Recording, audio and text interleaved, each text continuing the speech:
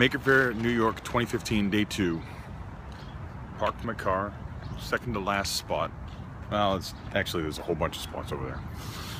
So this is a little bit of a confession to one particular person, to Emily. We were racing over here this morning. We woke up super late. I got like no sleep last night at all. Emily woke up perfectly fine. She's actually awake this morning, unlike yesterday. And in the rush to get over here, I was all worried about we're not going to have time. We're not going to be able to drop things off. I'm going to have to go to that city field, which I didn't have to. Good news. And then Emily had doing such a good job printing yesterday that I wanted her to learn how to set the whole thing up. So I kind of maybe exaggerated a tiny little bit, although I was really concerned about it, but I did exaggerate a little bit. And I was saying, all right, you have to learn how to do it. This is your chance to learn. So it was a little bit stressful. Sorry about the extra pressure on. But basically told her how to set up RepRap 2, which is easy because I built this mount on the back for power and USB. And there's a power switch. And then RepRap 1, which is a nightmare because I have this old power supply. And it's got these two audio connectors, like these round connectors that they use in the UK or something. It's a nice satisfying click, but I needed to have two of them, and one of those has a socket mount on the RepRap, and one of them has another one just dangling.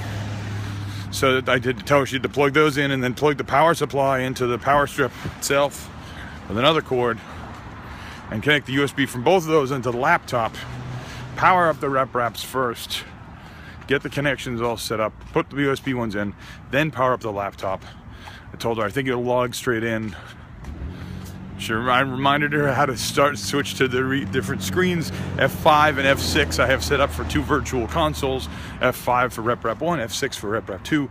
And then to start up Project Face with the particular configurations, press F3 to start up RepRap 1 and F4 to start up RepRap 2. So basically hit F5 and then F3, and that starts that one up. Then you hit F6 to go to the screen and F4 to start the second one, so it starts that one up. And then, if everything is working, then maybe she should heat up the bed and heat up the extruder and all that. We went through a whole bunch of iterations. At the end, she knew exactly what it was. I put the RepRaps down. We got the bags over. I'm like, I gotta go now. You can just set it up. And I'm kind of taking my time walking back to give her a chance to do it on her own. She can call me if it's a problem. If it's a problem, sorry. You can do it. So everything's already plugged in, I think. I think she's at the booting up phase when I left. So if I come back and there's a print going, that's insane. I doubt there will be print going because it takes so long to heat up the nozzles in the bed with this wind that happens outside and all that. But I bet she's on her way. Anyway, Makerfaire New York 2015 Day 2. Get the feeling it's going to be another awesome day. And it's going to start out with the printer going that Emily set up totally on her own. You're welcome, Emily, and sorry for exaggerating.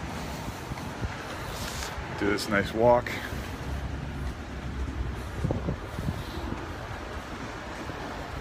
Football off what's right there. All these cars parked from Makerfaire.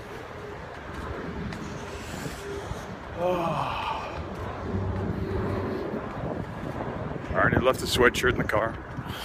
I already said goodbye to John. Thank you, John, for visiting with us and exhibiting yesterday. Happy birthday to Julie. Thank you for Blake and Cole coming out and helping. It's going to be a good day. Yet more people are going to learn about RepRap. Going to build their own 3D printers. Going to learn about making.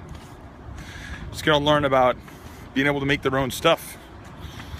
Be creative and not just have ideas that don't go anywhere, but actually say, oh, we could make that. We could totally design that.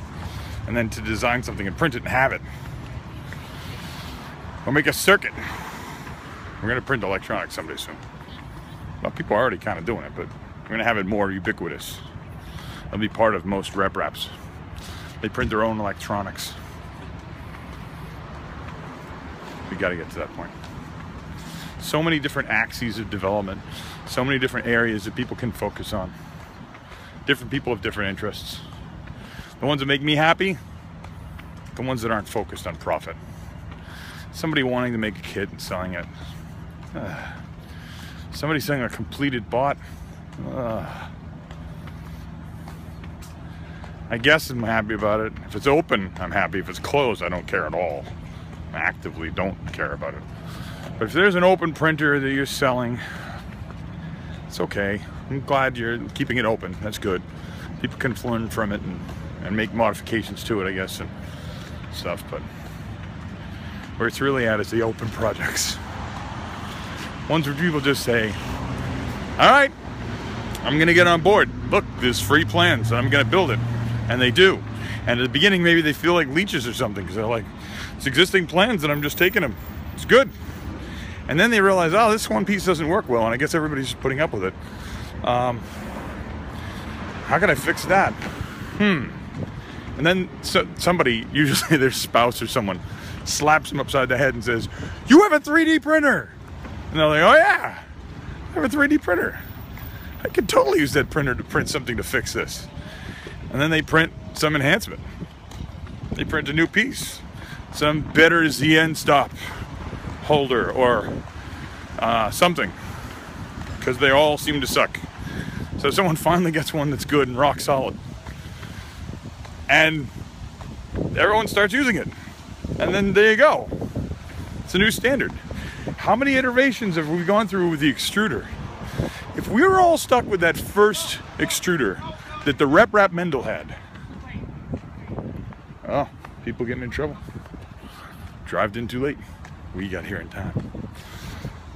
If we had people still using the extruder that came with the cells Mendel, oh, I can't even describe how frustrating that would be for everybody. It was a direct drive idea. Very first ones that said, like, cut splines in the stepper motor shaft itself. Like, what? And I did that. I built the stupid rig to lower the Dremel on and cut these splines in the shaft, and then the shaft is supposed to be kind of pushed up against the plastic and maybe it would dig into it. Nope, that was awful. Anybody who's seen my blog knows that was awful. That was never going to work.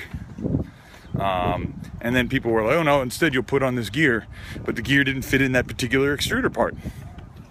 Well, what happened? No one's using that now. Wade came out with his geared extruder, changed the entire world. That was insane. And then people got to use that enough that at the beginning, they didn't care about any shortcomings because what it gave us was 1,000,000 times better than what we'd had before. But then someone's like, you know, I love Greg's extruder, but I mean Wade's extruder, but I can't quite get in there to floss those teeth when they jam up. So Greg made Greg's accessible extruder. That changed everything too. Now you can totally get access to it. All these changes, and now no one goes back and makes a regular Wade's extruder again. That doesn't happen. Never. I would never print another one of those. Totally printed Greg's now. We're all standing on each other's shoulders. It's great. Little changes here, big changes here, all together. So good. All right, I'm getting towards the front. Walk inside. Makerfaire Day 2. It's gonna be a good one. Take it easy.